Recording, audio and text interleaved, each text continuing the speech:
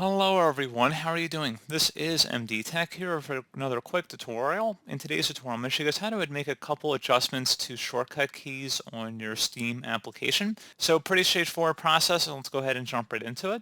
So you're going to start off by selecting the Steam tab up at the top left, and then go down and select Settings. Select the in-game option on the left side, and then on the right side where it says Overlay Shortcut Keys, you can click inside of here and then change the shortcut key to whatever you would prefer. You just would tap the key on your keyboard in order to make the change. So if you want to tap a different letter or a key combination, you can type that in right here. And then the same thing for a screenshot shortcut key as well. And that's pretty much it, guys. So as always, thank you guys for watching this brief tutorial. Do hope I was able to help you out, and I do look forward to catching you all in the next tutorial. Goodbye.